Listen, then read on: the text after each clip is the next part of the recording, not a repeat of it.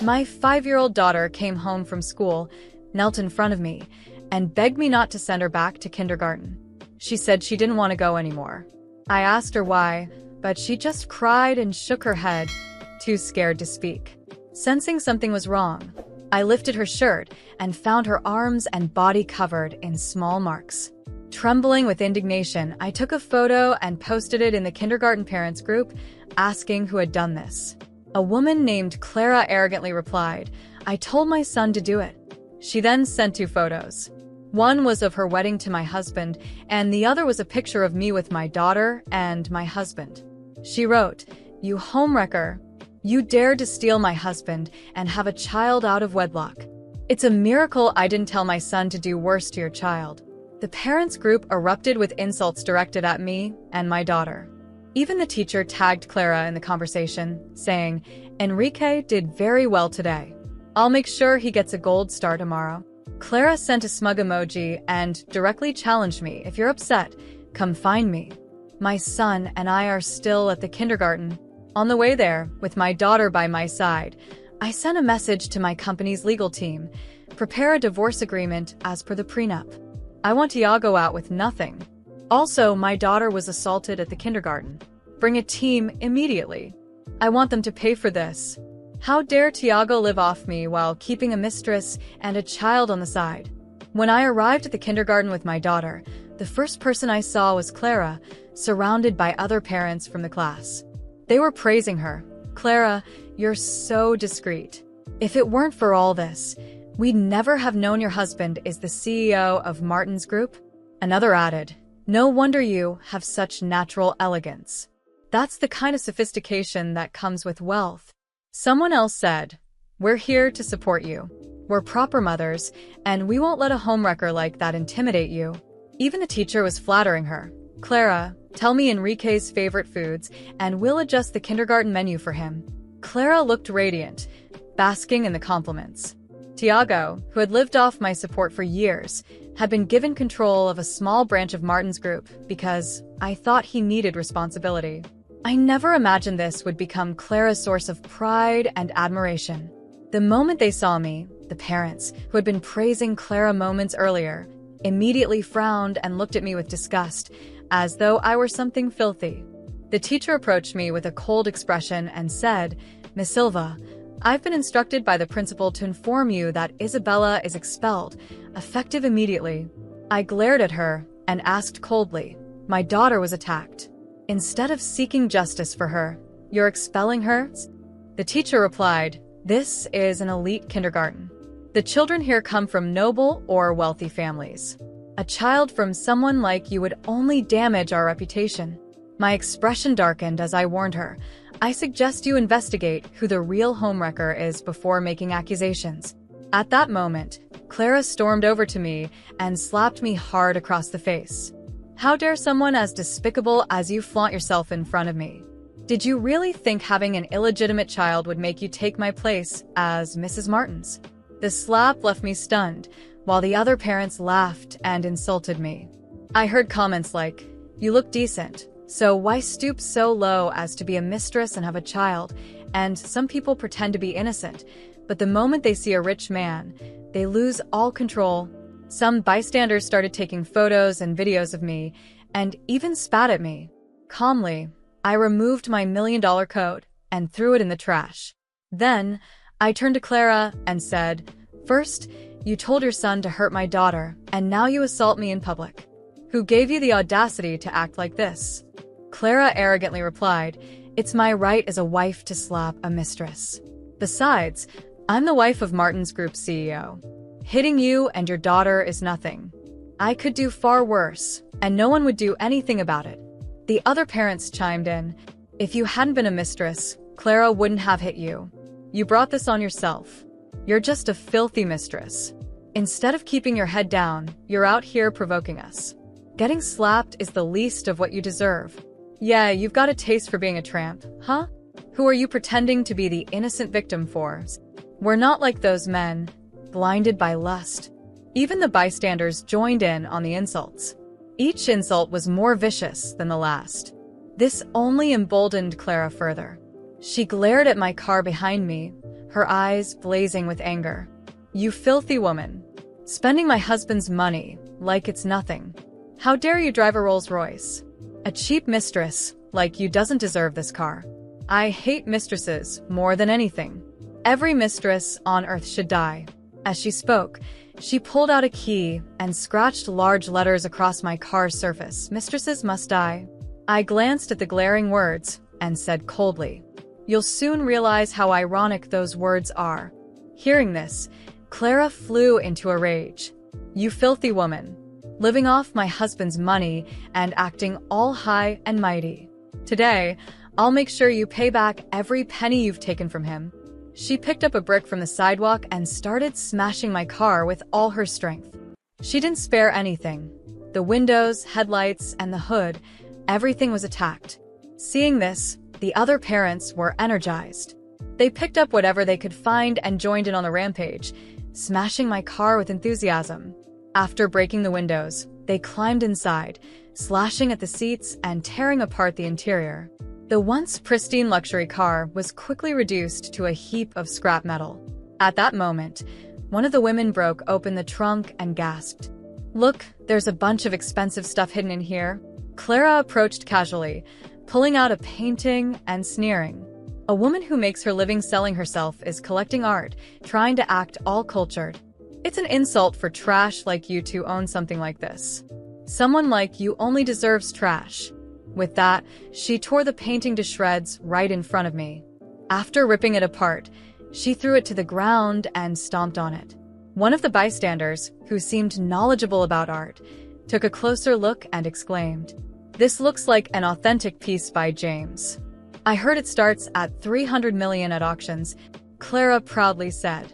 "So, what if it's worth 300 million? It's all my husband's money anyway. My husband's money is my money. If I want to destroy my own stuff, what's the problem?" Her words left me speechless with anger. Let's not even mention that Tiago was a penniless live-in husband. Even when I let him manage Martin Group, he lost nearly half of the company's value due to his incompetence. If he were my husband, I would have fired him long ago.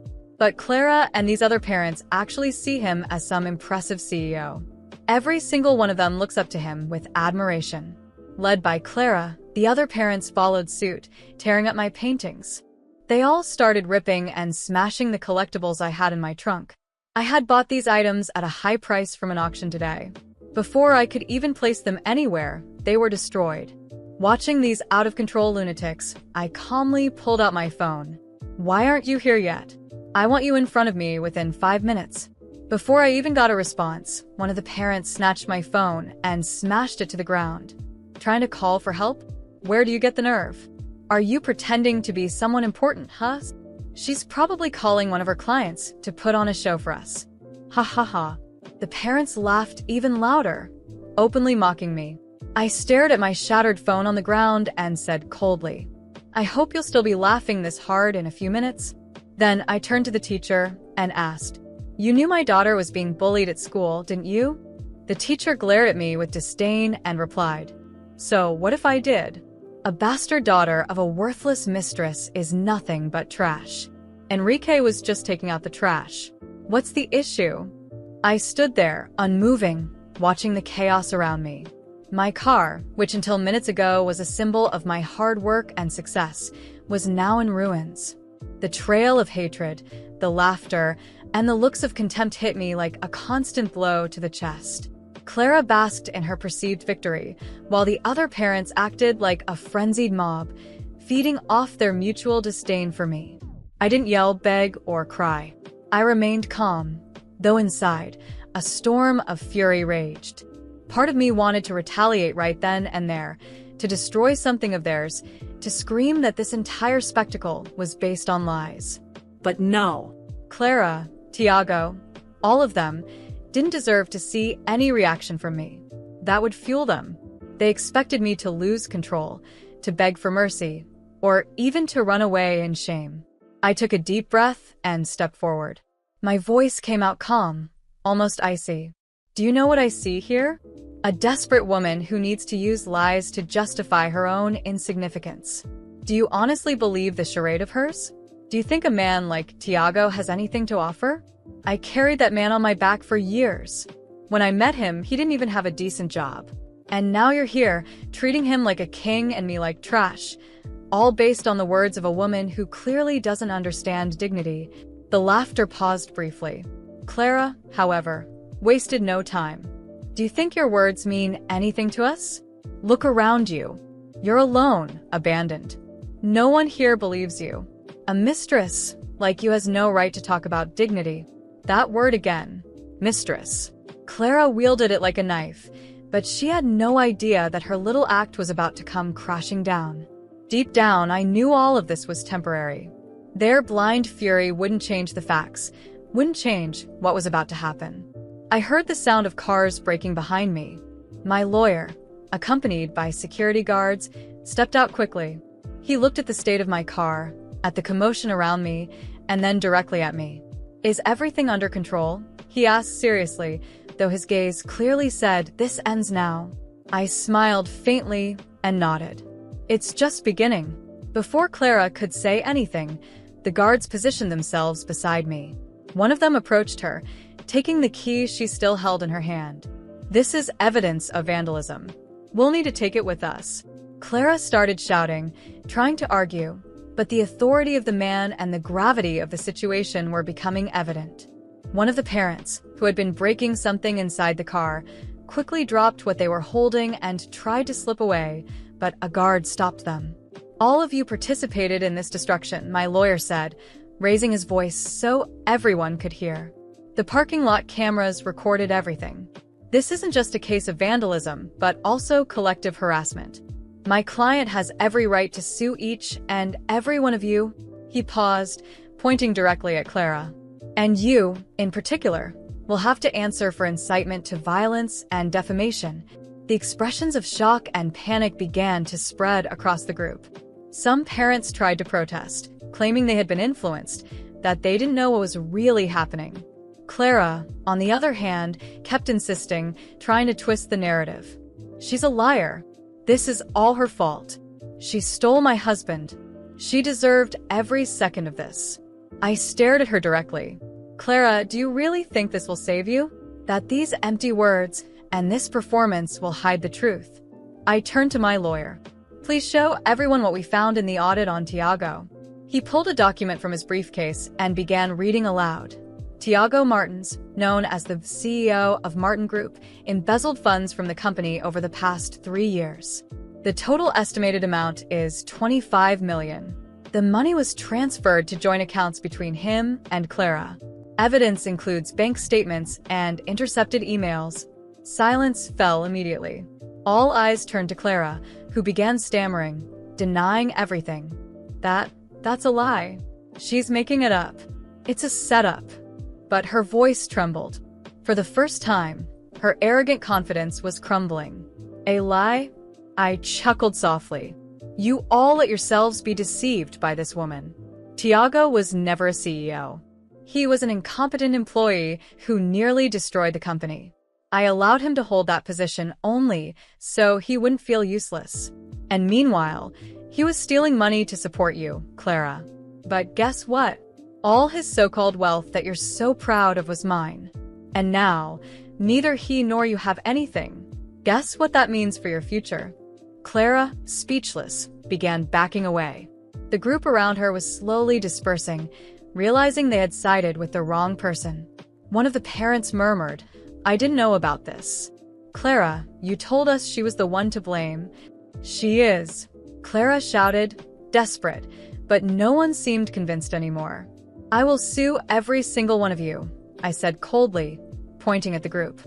And Clara, will see how much you can handle when everything you think you own is taken away. I left the scene as calmly as I had arrived, but inside, I felt a deep satisfaction. Clara and Tiago had underestimated me. They thought they could destroy me, but in the end, it would be them facing the consequences of their choices. And this was just the first battle I had won. Everything I did in the days that followed was for her, my daughter. That little life, even in the midst of chaos, remained my greatest reason to keep going. Seeing her frightened face as she heard insults hurled at me, as she watched strangers destroy what was ours, was enough to seal my decision. No one would get away with it. My lawyer worked tirelessly, gathering every piece of evidence possible. The parking lot cameras were just the beginning. We obtained messages from Clara in the parents' group inciting hatred against me. On top of that, the financial audit evidence against Tiago was damning. He had embezzled millions from the company into joint accounts with Clara, and the irony was that they used that money to fund their luxurious lifestyle and maintain the appearance of a perfect family. The lawsuits were filed. Clara and Tiago wouldn't just face charges for vandalism and harassment, but also for theft and financial fraud. Clara's involvement was undeniable. She knew about the scheme, encouraged it, and benefited from it. Both their arrogance was replaced with panic when the legal notices arrived. During the trial, they tried to defend themselves. Clara cried, claiming she knew nothing and only trusted her husband. Tiago tried to twist the narrative, alleging that I had orchestrated everything. But the evidence was overwhelming. Emails between the two detailed their embezzlement plans. Bank statements showed direct transfers to Clara's accounts. Even messages of Clara boasting about how no one would ever find out were presented. With each new piece of evidence, their faces grew paler. The most impactful moment was when I took the stand. I looked at the jury, the judge, and then at them and said, "Everything I have done, everything I built, was to provide a better life for my daughter. When Tiago entered my life, I believed we were a team, that he wanted the same. But instead, he betrayed my trust, stole what was mine, and used it to support this woman, Clara, who even dared to attack my daughter. It's not just my assets they destroyed. It's my daughter's safety, trust, and innocence. And that, Your Honor, is unforgivable." The verdict was clear. Both were found guilty. Tiago received a harsh sentence for financial fraud and theft. Clara, an active accomplice in the scheme, was also convicted. When they heard their sentences, Clara broke down, sobbing uncontrollably, screaming that she couldn't go to prison. Tiago remained silent, staring into the void, perhaps finally realizing the gravity of his actions. They lost everything: their freedom, their reputation, and most importantly, any control over my future. When the trial ended, I felt a weight lift off my shoulders. It wasn't joy or vengeance that moved me, but a sense of justice. This wasn't just for me, it was for my daughter. I decided we needed a fresh start. I sold the house, left the city, and moved somewhere where no one knew us, where we could begin anew. I enrolled my daughter in a new school. It was hard at first. She was traumatized, hesitant to trust people. The scars were no longer visible on her body, but in her behavior. For weeks, she struggled to approach other children, staying quiet and observing from a distance. But over time, things began to change. A caring teacher and kind classmates made all the difference. Slowly, she started smiling again. She made friends. One day, she ran home, excited to tell me she had been chosen to represent her class in a school project. I cried tears of relief and joy. My little girl was healing. Today, she's a happy child. She has many friends and never misses school.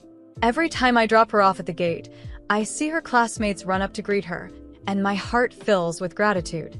She doesn't talk about what happened in our old city, and I don't bring it up either. The past is buried there while we focus on building a better future. As for me, I restarted my career elsewhere. I've learned to be more cautious, to protect what's mine, and to never let anyone exploit my kindness as a weakness. I know I can't erase everything that happened, but I can ensure my daughter grows up in an environment where she feels safe and loved. Clara and Tiago? They're paying for their actions. Both remain in prison, and I'm sure they blame each other for what happened. But I don't think about them anymore. My revenge was seeing them face the consequences of their choices. My true victory is watching my daughter run, play, and smile without fear. Everything I did was for her, and I'd do it all again if I had to. After all, she is my greatest achievement, my strength, and the reason I will never, ever allow myself to be knocked down again. I found out my husband cheated on me with my own sister, and my whole family turned against me. But not karma. Before continuing the story, Let us know in the comments which city you're watching from. Don't forget to subscribe to the channel, hit the notification bell so you won't miss more stories, and leave your like on the video. I left work early that Tuesday because I had a migraine that wouldn't quit, the kind that makes fluorescent lights feel like ice picks. My boss actually insisted I go home, which never happens in corporate accounting. I remember feeling grateful as I drove through afternoon traffic, thinking I'd take some medicine and sleep it off before my husband got home. Our house was in one of those cookie-cutter subdivisions where every third house looks identical. I pulled into the driveway at 2:47 p.m. I know the exact time because I glanced at the dashboard clock thinking I'd have at least 3 hours alone. The front door was unlocked. Not unusual. My husband worked from home most days, but his car wasn't in the garage. I assumed he'd gone out for groceries or a run. I walked through the foyer, dropping my purse on the console table. That's when I heard it. A sound that didn't belong. Low voices from the living room. Then laughter. Her laughter. My sister's laughter. My feet moved forward on their own. Some part of my brain was still innocent, still assuming she'd stopped by to visit, that they were just talking. But my body already knew. My hands were shaking before I reached the doorway. They were on the couch. My husband's shirt was on the floor. My sister's dress was bunched around her waist. They didn't hear me at first, too absorbed in each other to notice the woman standing frozen in her own living room doorway. When my sister finally turned her head and saw me, she didn't scramble away. She didn't look ashamed. She just stopped. Looked at me with this strange expression, like I'd interrupted something important but ultimately inconvenient. My husband sat up slowly, not bothering to cover himself. No panic in his eyes, just tired resignation. "How long?" I heard myself ask. My voice sounded distant, like it belonged to someone else. "Does it matter?" he said, reaching for his shirt. My sister stood up, adjusting her dress with steady hands. "We didn't plan this," she said, and the casualness in her tone made my stomach drop. "It just happened." "How long?" I repeated. 14 months, my husband said flatly. Give or take. 14 months. More than a year. While I was working 60-hour weeks to help pay off his student loans. While I was organizing family dinners where the three of us sat around the same table. While I was showing her pictures of vacation spots, asking her opinion on which resort to book for our anniversary. "I'm not going to apologize," my sister said suddenly. Her chin lifted slightly, defiant. "You can't help who you fall in love with." The words didn't make sense at first. Love. She was calling this love. "You're my sister," I said stupidly. "And he was never really yours," she replied. "Not in any way that mattered. You were always too busy working, too focused on your career. Someone had to actually be here for him." My husband didn't contradict her. He just stood there, buttoning his shirt, watching me with something like pity. "I want you out," I said. "Both of you. Now." "This is my house too," my husband said calmly. "Legally. You can't just kick me out. Then I'll leave." Fine. That was it. No begging, no tears from either of them. My sister picked up her purse, kissed him on the cheek, kissed him right in front of me, and walked past without another word. I stood in that living room for a long time after they left separately, in his truck and her sedan. The afternoon sun was still streaming through the windows, dust motes floating peacefully in the light. Everything looked exactly the same as it had that morning. Same throw pillows I'd arranged on the weekend, same framed photos on the mantle, our wedding, family vacations, my son's school pictures. The normalcy of it all made everything worse somehow. The migraine was gone. I couldn't feel anything at all. Just this vast, hollow numbness where my life used to be. Eventually, I called my mother. She would know what to do. She would help me make sense of this. She always did. "Mom," I said when she answered. "I need you." "What's wrong?" I came home and..." The words tangled in my throat. "My husband and my sister. They've been for over a year." Silence. Long enough that I thought the call had dropped. "Mom?" "Well," she said finally, her voice tight. "These things happen. We'll talk about this later. I'm in the middle of something." She hung up. I sat on the hotel bed that night, a cheap place near the highway that smelled like cigarettes and industrial cleaner, and stared at the ceiling. The walls were thin enough that I could hear the couple next door arguing about money. My phone stayed silent. No calls. No texts. Nobody checking if I was okay. That's when I understood. I wasn't going to wake up from this. There was no mistake to clear up, no misunderstanding to resolve. This was my life now. And I was completely, utterly alone. The hotel room became my prison for 3 days. I called in sick to work, which I never did. My boss sounded concerned but didn't push. I barely left the bed except to use the bathroom. Lying there, staring at the water-stained ceiling, my mind wouldn't stop replaying moments I'd dismissed or ignored. Like a film reel stuck on repeat, showing me all the ways I'd been blind. The dinner parties we'd hosted. My husband always seated my sister next to him, always made sure her wine glass stayed full. "Your sister has such refined taste," he'd say. "She really knows how to appreciate the little things." And my sister, always dressed just a little too carefully for casual family dinners. Hair perfectly styled, makeup flawless. She'd lean in when he talked, touch his arm when she laughed at his jokes, right in front of me. I remembered last Thanksgiving. I'd been exhausted from working late every night that week, trying to close quarterly reports. I'd fallen asleep on the couch after dinner. When I woke up at midnight, the house was dark. My husband was in bed. My sister's car was gone. At the time, I'd thought nothing of it, but now I saw it differently. The way she'd volunteered to help clean up. The way he'd stayed behind, too.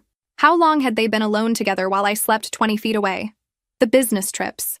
I traveled once a month for work, usually 3 or 4 days. My sister had started offering to check in on my husband. "You work so hard," she'd say. "Someone should make sure he's eating real food and not just takeout." I'd been grateful. I'd actually thanked her for spending time with my husband while I was gone. She'd take him meals. They'd watch movies together. Once I'd FaceTimed home and they were both on the couch. My sister had answered his phone. "He's in the bathroom," she'd said. "We're just hanging out." The comments. I'd written them off as awkward humor, but they'd been barbs all along. "Must be nice to have a career you actually chose," she'd said once. "Some of us just had to figure out how to be decorative. You always got the practical genes," she'd said at a family dinner. "I just got stuck with the pretty ones." My mother had laughed. Pretty is powerful too. Now I understood she'd been resentful. Envious. She'd looked at my life, the career, the house, the husband, and decided she deserved it more. Growing up, our parents had assigned us roles. My sister was the beauty. I was the smart one. She'd learned that her value came from looks. I'd learned that being smart meant working twice as hard for half the validation. She'd always dated men who treated her like an accessory. My husband had been different. Successful, stable, respectful. Or so I'd thought. What I hadn't realized was that she'd seen him as a trophy. Proof that she could have everything I had. And he'd seen her as an escape from a wife who worked too much. The worst part was my son. He was 15, old enough to know better. My sister had been cultivating a relationship with him for months. Taking him to concerts I was too busy to attend. Letting him drive her car in parking lots.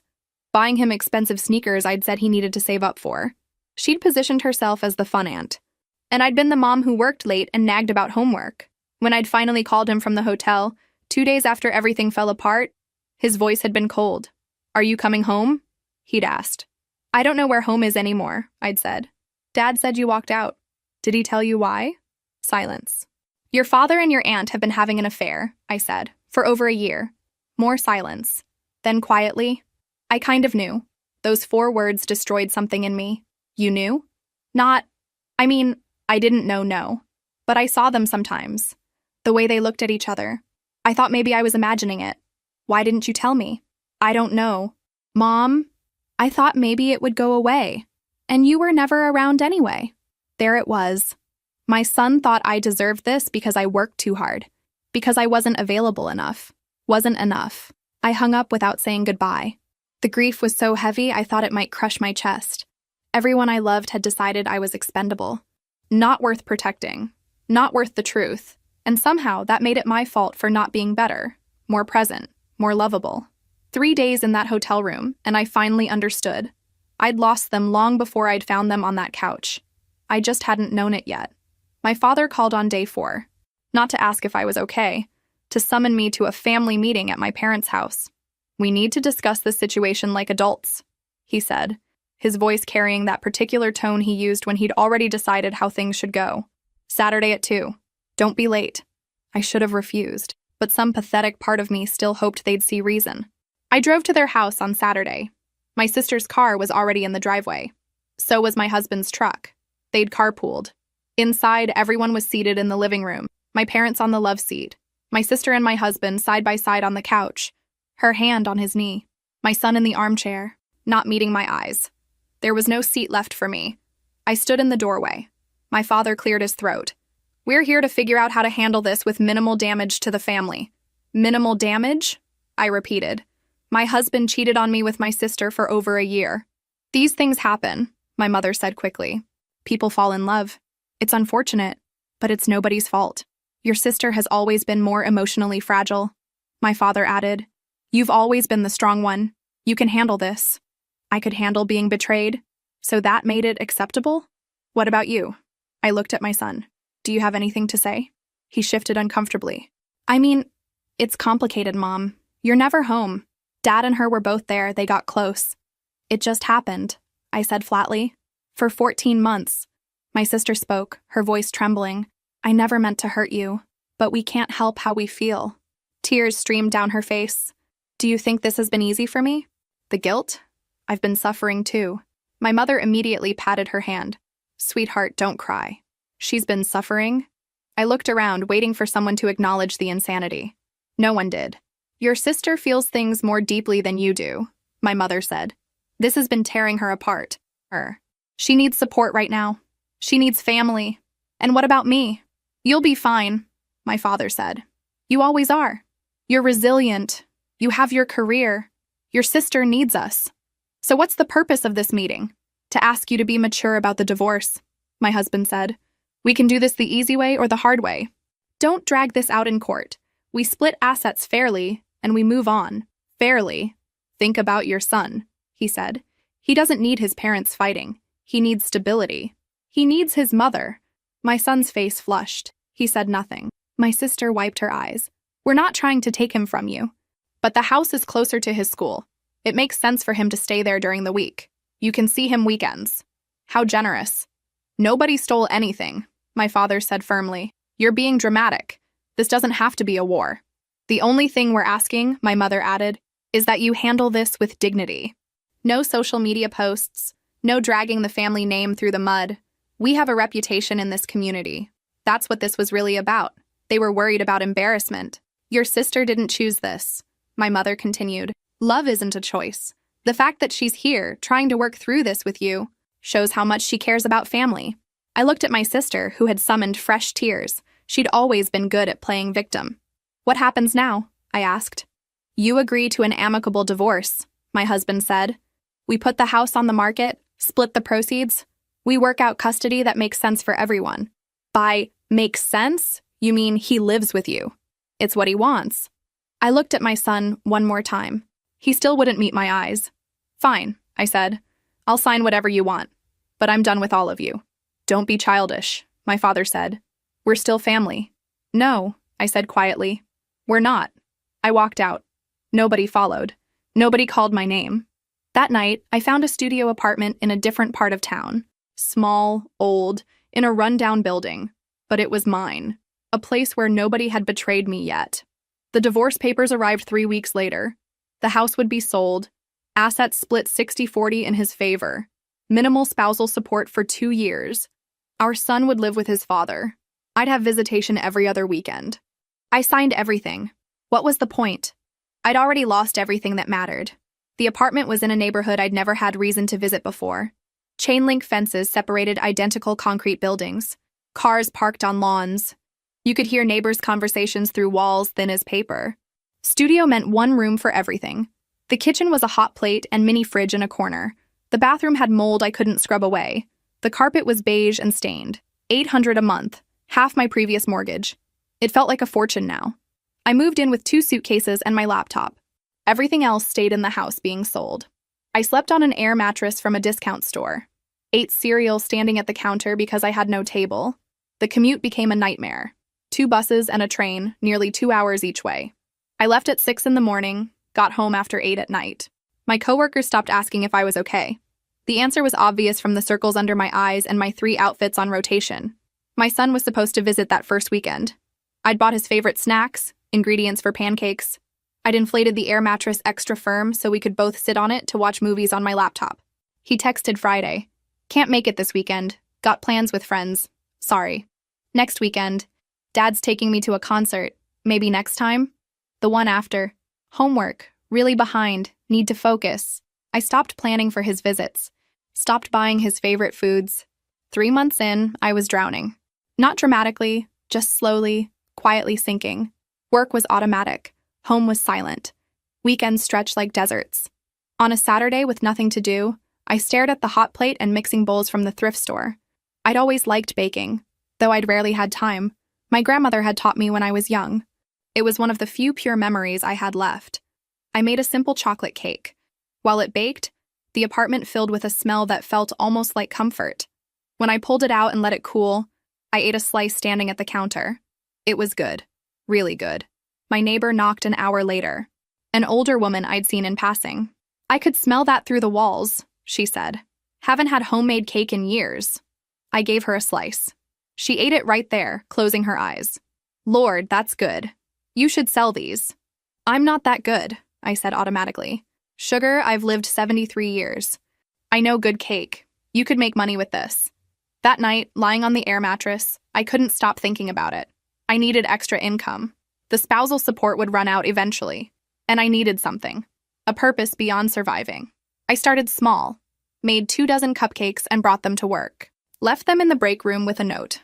"Homemade cupcakes, $2 each. Money goes to charity." They sold out in an hour. The next week, I took pre-orders. Made 4 dozen. Sold every single one. I opened an Instagram account. Fresh Start Bakery. Posted photos of cakes made in that cramped kitchenette. The lighting was terrible, angles amateur, but the imperfection felt honest. My first real order came from someone at work who wanted a birthday cake. She paid me $60. I spent $40 on better ingredients, pocketed $20. It felt like winning the lottery. More orders trickled in. A colleague's colleague. Someone who saw my Instagram. Local folks who appreciated that I delivered personally, priced fairly, that the cakes tasted homemade. 4 months after the divorce finalized, I was making an extra $400 to $500 a month. Enough to buy new work clothes, to stop eating cereal for dinner, to feel like maybe I wasn't drowning anymore. My son called sometimes. Duty calls. "Hey, Mom, just checking in." "Yeah, everything's fine. School's good." "Okay, gotta go." He never asked how I was. Never asked about the apartment. I was a checkbox. Call Mom once a month. Done. My sister posted photos on social media. Her and my ex at restaurants. Weekend trips. My son in several shots, smiling wider than he had with me. They looked like a family. I stopped checking her profile. Stopped torturing myself. 6 months in, I was making enough from cakes to quit accounting. The decision terrified me. No safety net, no benefits. But the commute was killing me. And orders were consistent. I gave 2 weeks' notice. My boss seemed concerned. "Whatever you're going through, I hope it gets better," she said. "It already has," I told her. Part of me meant it. The first month working for myself was harder than expected. Some weeks I made decent money. Others, barely enough for rent. I learned to budget to the dollar. Learned which stores had the best deals. Learned to shop at thrift stores for tools. But for the first time since that horrible Tuesday, I was building something that was mine. Something no one could take. Something that had nothing to do with who I'd been married to. It wasn't much, but it was a start. 8 months into Fresh Start Bakery, something shifted. A bride contacted me through Instagram. Her original baker had canceled last minute. Some family emergency. The wedding was in 3 weeks. I should have said no. A wedding cake was beyond anything I'd attempted. 3 tiers, specific colors, fondant work I'd only seen in videos. But she was desperate, crying on the phone, and the deposit was more than I made in a good month. I said yes. Those 3 weeks I barely slept. Practiced fondant techniques until my hands cramped, watched tutorials at 2 in the morning. The tiny apartment kitchen became a laboratory of failed attempts and small victories. The wedding was on a Saturday in June. I delivered the cake myself, hands shaking as I set it up. When the bride saw it, she cried. Happy tears. "It's perfect. It's exactly what I wanted." She posted photos that night. Tagged my Instagram. By Sunday morning, I had 200 new followers. By Monday, 15 messages requesting quotes. One message came from a food blogger with 30,000 followers. She'd been at the wedding as a guest. She wanted to feature me in her local artisan series. I explained I didn't have a commercial kitchen, just my apartment's hot plate and mismatched equipment. She loved it more. "This is the story," she said. "Woman rebuilds her life from nothing, creates beautiful things in impossible circumstances. It's inspiring." The feature went live 2 weeks later. Raw, honest, hopeful. Photos of me working in that cramped space. Flower on my cheek, smiling. The comment section filled with people saying they were rooting for me. Orders exploded. 20, 30 requests a day. I had to start a waiting list. Had to raise prices just to manage demand. Within a month, I'd rented actual commercial kitchen space. Small but legitimate. Professional equipment. Room to work. For the first time since the divorce, I felt like I was winning. I should have known better. My sister saw everything. Every Instagram post, every success, every comment praising me. She'd been watching obsessively, screenshotting, showing them to my ex-husband. They were living together by then. He'd proposed. My son wore a suit to their engagement party and posted a photo with them. One big, happy family. But my sister wasn't happy. The more I succeeded, the angrier she got. The worse it made her look. The woman who destroyed her sister's life for a man already getting bored of her. The first bad review appeared 3 weeks after the blog feature. 1 star on my business page. Found a hair in my cake. Absolutely disgusting. Do not order from this place. I was mortified. Apologized profusely, offered a full refund. The customer never responded to my messages. Then another review. Cake was dry and flavorless. Waste of money. And another. Unprofessional. Showed up late for delivery and cake was damaged. I hadn't delivered any damaged cakes. Hadn't had any complaints about dryness. But the reviews kept coming. All 1 star, all vague enough to be believable. My Instagram comments started filling with trolls. Saw the bad reviews. Guessed the sob story was fake. Anyone can take pretty pictures. Doesn't mean the food is good. Orders started canceling. New inquiries dried up. People who'd been excited suddenly had concerns about quality. The worst came 2 weeks into the attack. A customer I delivered to the day before called me, her voice shaking. I need to send you a photo. I don't want to accuse you of anything, but... The photo showed the cake I'd made. Beautiful, exactly as ordered. But on the side of the box, clearly visible, was a cockroach. Dead, positioned perfectly for the camera. I opened the box and saw this, she said. I can't serve this to my daughter's birthday party. I stared at the photo. I knew my kitchen. I knew my standards. There was no way a cockroach had gotten into that box. It had been planted, but I couldn't prove it. And the customer posted the photo to her social media, tagging my business. It went viral locally. Local baker delivers cake with cockroach. Headlines on community blogs. The commercial kitchen got inspected immediately. Found nothing wrong, of course. But the damage was done. My Instagram became a battlefield. More orders canceled. The waiting list evaporated. My savings started draining as I paid for the commercial kitchen I wasn't using. I sat on the floor of that empty kitchen one night, orders down to almost nothing, and tried to understand what I'd done wrong. I'd been so careful, so meticulous. I didn't know yet that my sister had orchestrated everything, paid people to make fake orders and leave bad reviews, hired someone to follow my delivery route and plant that cockroach. All of it calculated to destroy me exactly when I was finally climbing out of the hole she'd thrown me into. 2 months after the sabotage started, Fresh Start Bakery was barely surviving. I'd lost 70% of my business. The blogger who'd featured me posted an apology saying she'd been deceived. I was back to eating cereal for dinner, behind on rent for the commercial space, considering crawling back to corporate accounting. My sister posted photos from her bridal shower during this time, all smiles. Our mother commented, "So proud of my beautiful girl." No one mentioned me. No one cared that I was drowning again. Some nights I thought about giving up entirely. Not just the business, everything. What was the point? But something stubborn in me wouldn't quit. Not yet. Not while I still had any fight left. My son was home alone when he found it. His father and my sister had gone out to dinner, celebrating their engagement again. They'd been celebrating for weeks, leaving him behind each time. He was 15, almost 16, old enough to be left alone, old enough to feel forgotten. He told me later that he'd been looking for his charger. His phone was dead. My sister's phone was on the coffee table, unlocked. She'd been scrolling when they left and just set it down, too excited to remember to lock it. He wasn't trying to snoop, not at first. He just picked it up to move it while he searched the couch cushions. But the screen was lit, open to a text conversation with a friend. And right there at the top, he saw my name. He scrolled up, read the messages, all of them. His aunt, laughing about the cockroach incident, bragging about paying someone $50 to plant it, screenshots of negative reviews she'd written herself, links to fake customer profiles. The sanctimonious little bakery queen is finally getting what she deserves. One message read, "She always thought she was so much better than me. Well, look at her now." I can't believe how easy it was to destroy everything she built. A few fake reviews and one well-placed bug. Pathetic. Her friend responded with laughing emojis. You're terrible. But honestly, she had it coming. My son kept reading. The messages went back months. Plans. Coordination. My sister discussing strategy with my ex-husband. Him suggesting which delivery routes to follow. Her celebrating when devastating reviews went up. And near the bottom, your son doesn't suspect anything, does he? My ex-husband's reply, he's a kid. He doesn't notice anything. Besides, he's on our side now. She lost him all by herself.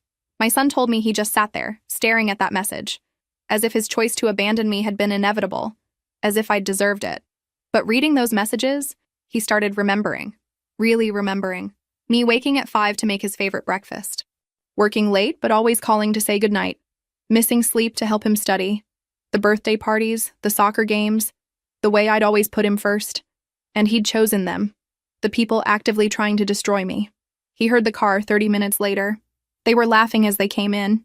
He was standing in the living room, holding her phone. My sister saw him first. Her face went pale. What are you doing with my phone?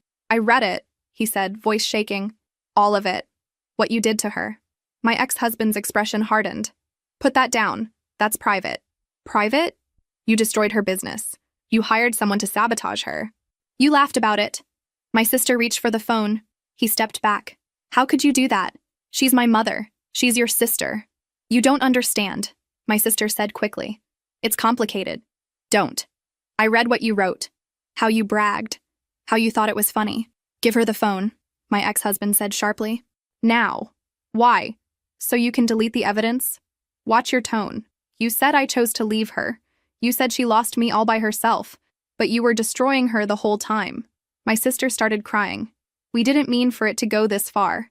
She was doing so well, and I was struggling, and it wasn't fair. It wasn't fair? She was doing well because she worked her ass off after you destroyed her life. And you couldn't even let her have that? Don't speak to her like that, my ex-husband said. My son's expression changed, hardened. He looked at his father and saw someone he didn't recognize. I'm going to Mom's, he said. No, you're not. Yeah, I am, tonight. It's a school night. Her place is too far. I don't care. We've given you a good life here, my ex-husband said tightly. Everything you need. What does she have? A studio apartment in a bad neighborhood? She has the fact that she isn't a lying piece of shit, my son said. My ex-husband moved fast, got in his face. I'm still your father. You will not speak to me that way. Then act like one. They stared at each other. My son realized in that moment his father didn't actually care about him. He was just another possession to take from me. I'm leaving, my son said quietly. I'm packing a bag, and I'm going to Mom's. If you try to stop me, I'll send these screenshots to everyone. Family, friends, your work, Mom's old customers, everyone. My sister made a small sound. You wouldn't. Try me. He went to his room, packed a backpack with clothes, school stuff, his laptop. They didn't follow, just watched him walk out. He took a bus, then another, then a train. 90 minutes to my neighborhood. He'd never been there before.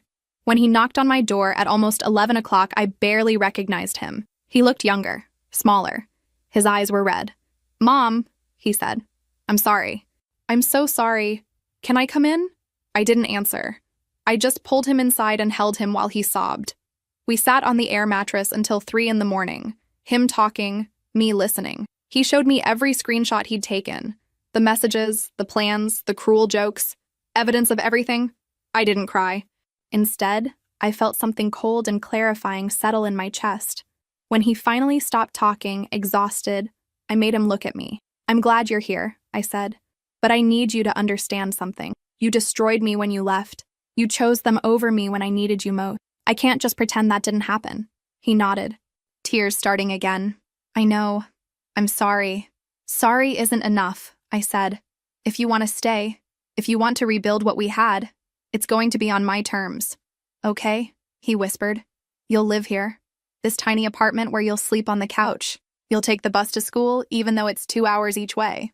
You'll work in the business every weekend for free, learning what it means to build something from nothing. He nodded, wiping his face. No allowance. No new sneakers just because you want them. You'll learn to budget, to save, to work for what you want. And most importantly, you'll learn that actions have consequences. That you can't just say, sorry, and expect everything to go back to normal. I understand, he said. Do you? Because this isn't going to be easy. Your father's house had everything. Here, we have barely enough. I don't care about that stuff anymore. We'll see, I said. The next morning, we sat at the counter and went through the screenshots. My son had been thorough. Dozens of messages, clear evidence of coordination, proof of payment for fake reviews. What are we going to do with these? He asked. I thought about it. The vindictive part of me wanted to blast them over social media immediately. But I'd learned something. Public revenge feels good for a moment, but it doesn't rebuild what was lost. We're going to be smart, I said. We're going to use them to tell the truth, but we're going to do it right. I drafted a video script. Simple, direct, emotional, but controlled. My son wanted to be in it, to apologize publicly. Are you sure? I asked. Once this is out there, it's out there. Good, he said. Let them see. We filmed it on my phone. Me in the commercial kitchen, him next to me. I explained what had happened. The sabotage, the fake reviews, the planted evidence, the systematic destruction of my business. I didn't name names. Anyone who knew our family would understand. Then my son spoke. His voice shook, but he didn't stop. I'm her son, he said. And I abandoned her when she needed me most. I chose the people who were hurting her. I didn't ask questions. I didn't defend her. He paused. I'm not asking anyone to forgive me. I'm just asking you to know the truth. My mom didn't fail. She was sabotaged. And she's still here, still fighting. If you gave her business a chance before, please give it another chance now. We posted it Monday morning. By noon, 5,000 views. By evening, 50,000.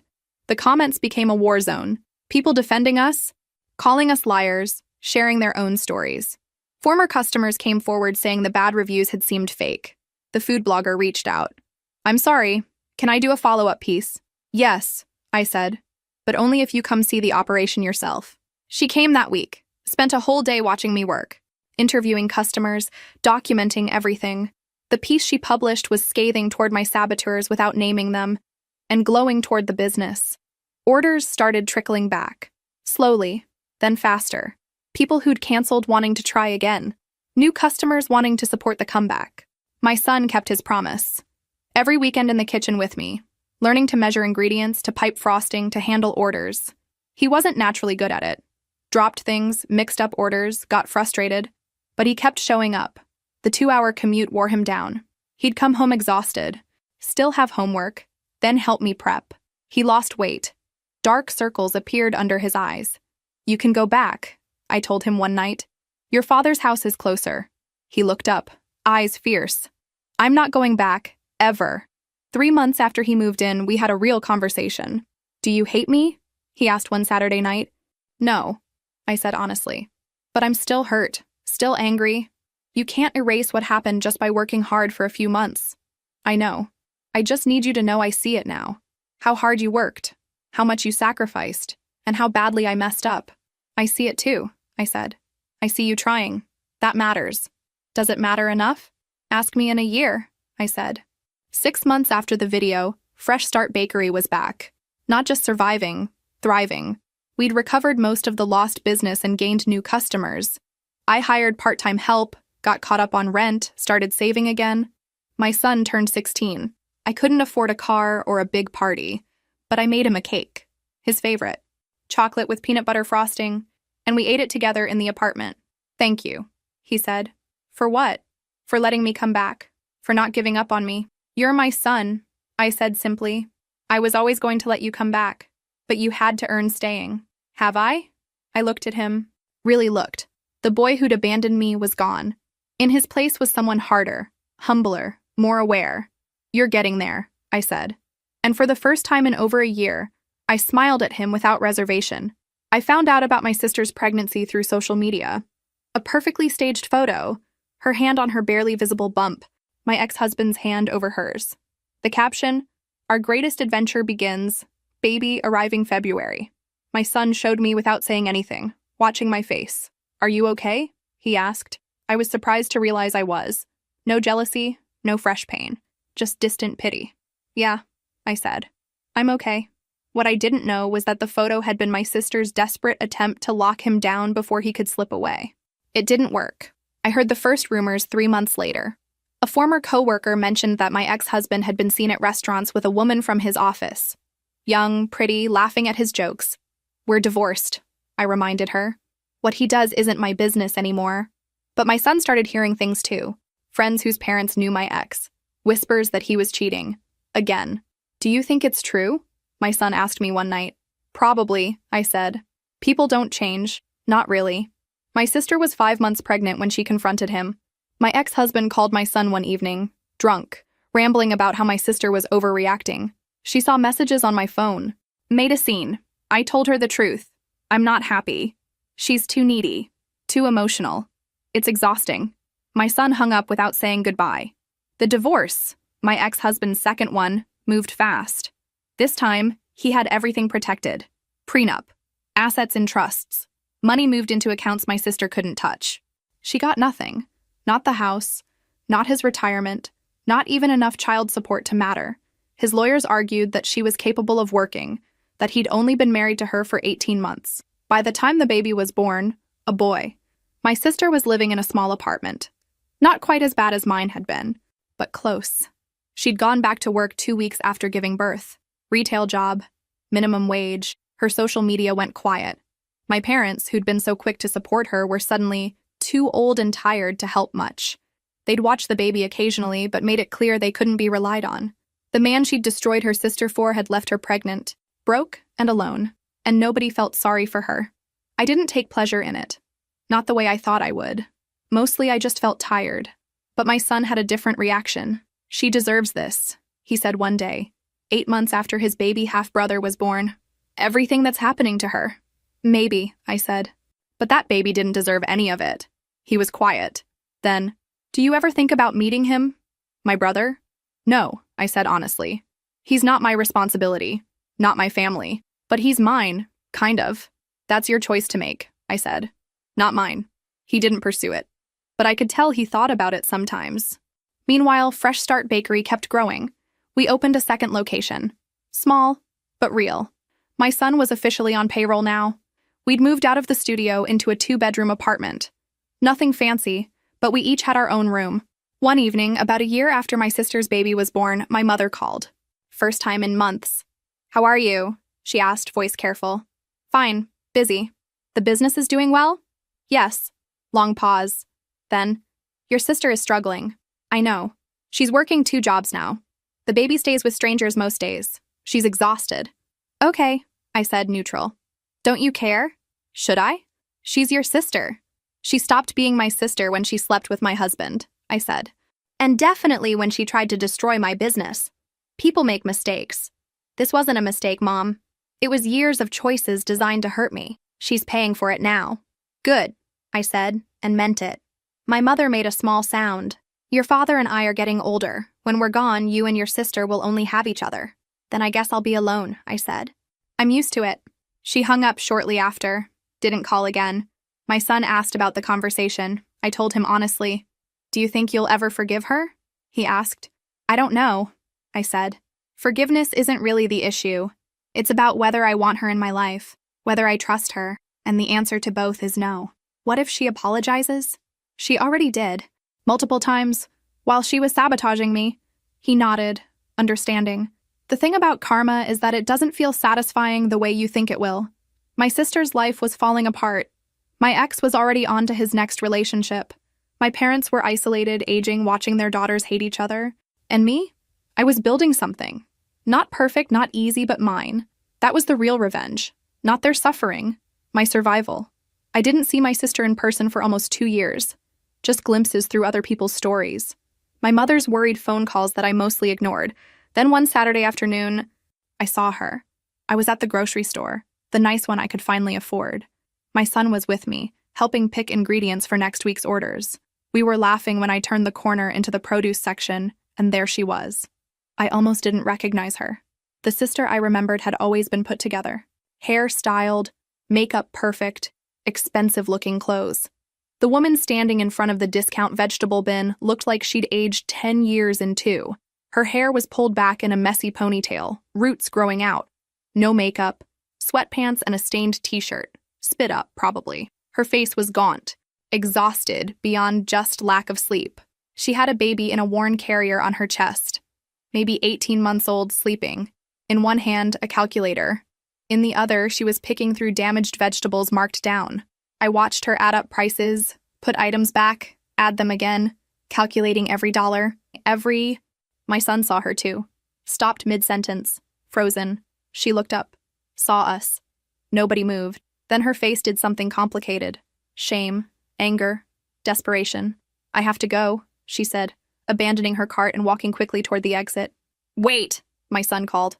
But she was gone, practically running, the baby bouncing against her chest. We stood there, me holding organic strawberries that cost more than her entire cart probably did. "Should we have said something?" my son asked. "I don't know," I said honestly. That night, over dinner, he said, "She looked really bad, Mom." I know. The baby was in a carrier that looked like it came from a thrift store. And she was shopping damaged produce. I saw. Don't you care? I thought about it. Really thought. Part of me does. The part that remembers us as kids. But mostly, I just feel nothing. She made choices. Those choices had consequences. But the baby didn't make any choices. No, I agreed. He didn't. My son pushed food around his plate. "I've been thinking about trying to meet him. My brother." "Okay. Would that be okay with you?" "He's your family," I said. "Not mine. You get to decide." He didn't pursue it that night, but I could see him thinking about it. Meanwhile, I started hearing more about my sister's situation. She was working 2 jobs. Retail during the day, cleaning offices at night. The baby went to a neighbor who watched several kids, probably unlicensed, definitely cheap. My sister was living in a 1-bedroom place even smaller than my old studio, in a worse neighborhood. She'd tried to get more child support, but my ex-husband's lawyers had destroyed her in court. Proved she'd been unemployed by choice during the marriage, that she'd spent frivolously, that the affair proved her moral character was questionable. The judge hadn't been sympathetic. My ex-husband was living well, already engaged to the woman he'd cheated with. They'd bought a house, posted vacation photos. He saw neither of his sons, sent the bare minimum in support payments. He asked me to his wedding, my son told me one evening. "Are you going to go?" "No," he said immediately. "I don't even want to respond." "That's your choice." 3 months after the grocery store encounter, my mother called. Different tone. Desperate. "Your sister's power got shut off," she said without preamble. "She couldn't pay the bill. It's winter. She has a baby. Why are you telling me?" "Because your father and I can't help. We're already covering her rent this month. So you want me to pay her power bill? She's your sister. That baby is your nephew."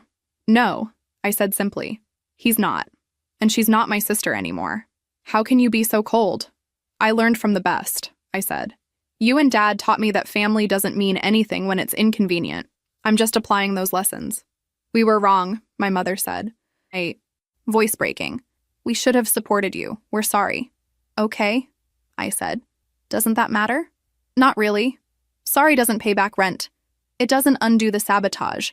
It doesn't give me back the 2 years I spent barely surviving. So, you're just going to let her suffer?" "I'm going to let her experience exactly what she wanted me to experience," I said. "The difference is I didn't do anything to deserve it. She did." My mother hung up crying. My son had overheard. "Do you really not feel anything?" he asked. "I feel tired," I said. "I'm tired of being expected to be the bigger person, to forgive, to help, to care. I did that my whole life and all it got me was betrayed.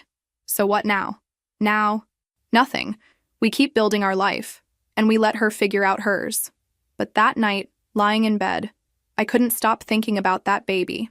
18 months old, living in an apartment with no heat in winter, with a mother too exhausted and broke to provide basic stability. I didn't owe my sister anything. That was true. But the echo of my son's words kept repeating, the baby didn't make any choices. Neither had I, when this all started. And yet, I'd suffered anyway. The question wasn't whether my sister deserved help. She didn't. The question was who I wanted to be. I didn't have an answer yet, but I was starting to think I'd need one soon. She showed up at the commercial kitchen on a Tuesday afternoon. I was assembling a 3-tier cake when I heard the door open. I looked up, expecting my delivery driver. Instead, my sister stood in the doorway, baby on her hip. She looked worse than at the grocery store. Thinner, dark circles like bruises. The baby was fussy, pulling at her hair. She wore a jacket too thin for the weather, hands shaking. "Hi," she said, voice small. I set down my piping bag. "What are you doing here?" "I need to talk to you." "I'm working. Please, just 5 minutes." My son was in the back, probably listening. 2 minutes, I said. She shifted the baby higher. He was whining, reaching for something. She looked around the kitchen, the professional equipment, the organized workspace, and her face crumpled. I need help, she said simply. Okay. That's it? Just okay? What do you want me to say? Something, anything, she was crying now. I know I don't deserve it. I know what I did was unforgivable. But I'm desperate. I have nowhere else to go. You have mom and dad. They're already covering my rent. They can't do more. Get a better job. I'm trying. I have 2 jobs already. 70 hours a week, it's still not enough. The baby started crying louder. She bounced him absently, staring at me with desperate eyes. I'm sorry, she said. I'm so sorry for everything. For the affair, for the sabotage, for choosing him over you. I was jealous and bitter and cruel. Okay, I said again. Can you say something else, please? What do you want me to say? That it's okay? It's not. That I forgive you? I don't. Then what? I don't have anything to say to you. You destroyed my life deliberately. You laughed about it. And now you want what? Sympathy? Money? Help, she whispered. I just need help. I needed help too when you were sabotaging my business. When I was eating cereal for dinner. When my son abandoned me because you manipulated him. Where were you? I know. I'm a horrible person. Knowing it doesn't change anything. She was quiet. Then, he's just a baby. He didn't do anything wrong. Neither did I. But you're okay now, she said, gesturing around. You made it. I'm drowning. We're drowning. Because of your choices. I know. Her voice rose. The baby cried harder. I know it's my fault. But he deserves food and heat and stability. He deserves better. I looked at the baby, crying, reaching for his mother's face. She was still just holding him mechanically, focused on me. Please, she said. A loan, a job, anything. I'm 8 months behind on rent. We're going to be evicted next week. Then maybe you should have thought about that before you tried to destroy my business. You're right, but please don't punish him for what I did. Then she said it. He's almost your nephew too, you know. He's your son's brother. He has your ex-husband's blood. That makes him almost family. I stared at her. Almost family? I just mean, you want me to help you raise the child you had with the man who cheated on me? You think that's a compelling argument? When you put it like that, how else would I put it? She was crying harder. I thought maybe you'd care about him even if you don't care about me. I don't care about either of you. You made sure of that. What about the sabotage? I could post publicly, admit what I did, apologize to everyone. It's too late. The damage is done. We already recovered. Then what? What can I do? There's nothing. You burned that bridge and salted the earth. So you're just going to let us be homeless? Let a baby live on the street? You should have thought about that baby before you decided to destroy me. My son appeared in the doorway. He looked at his aunt, at his baby brother, then at me. My sister saw him. Please. You understand, don't you? You know what it's like to realize you made a mistake. You came back. Your mom let you come back. Can't you convince her? No, he said quietly. But he's your brother. And you tried to destroy my mother, he said. After you already destroyed her once, you don't get to ask us for anything. My sister's face collapsed.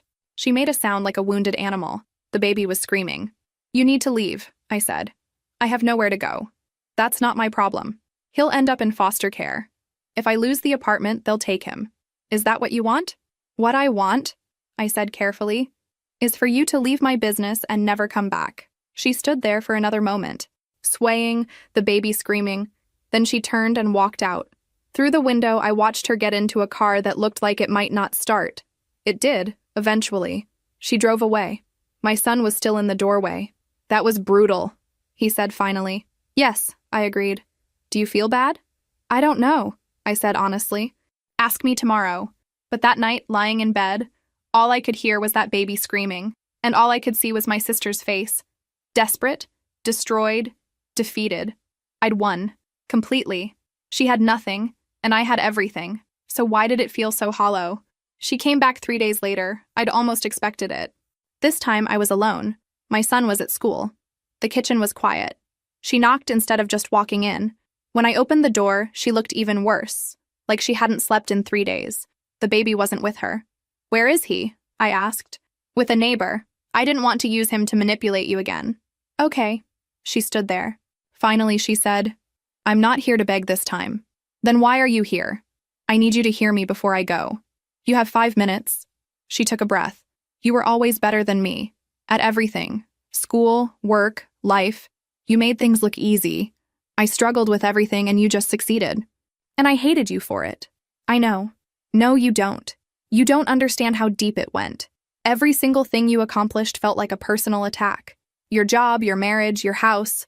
All of it felt like you were rubbing my face in how much better you were. That's not my problem, I said. I know, but I need you to understand why I did what I did. It wasn't just about wanting what you had. It was about needing to prove I could take it, that I could win for once. You didn't win.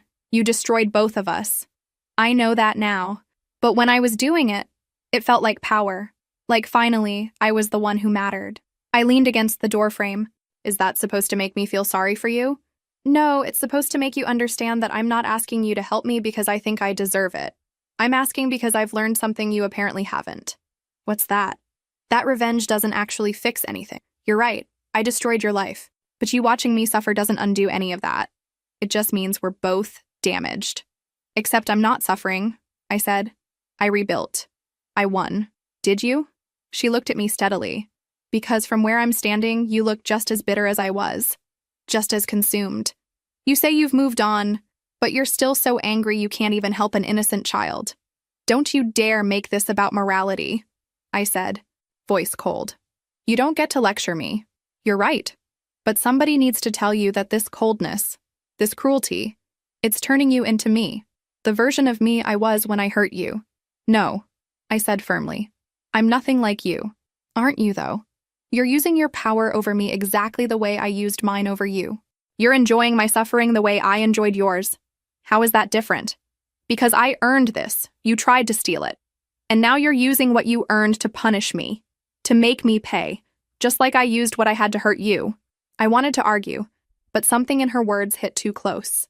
I destroyed you because I was jealous and insecure.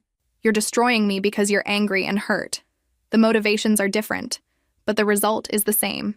Someone suffers. What do you want from me? I asked, exhausted. Nothing. I'm done asking. I just wanted you to know that I finally understand what I took from you, and I wanted you to understand what you're choosing to become. I'm choosing to protect myself. No, you're choosing revenge. And it's your right. But don't pretend it's something else. You're actively choosing to let me fall. You deserve to fall. Maybe. Probably. But he doesn't. My son. He doesn't deserve any of this. And you know that. You're choosing to let it happen anyway. He's not my responsibility. No, he's not. But you could help him anyway. You could be better than I was. You could break the cycle. Why should I? Because you're supposed to be the good one, she said simply. You're the one who works hard and makes good choices and doesn't hurt people. But if you let a baby suffer just to make me pay, then what does that make you? I felt something crack in my chest. Anger, hot and bright.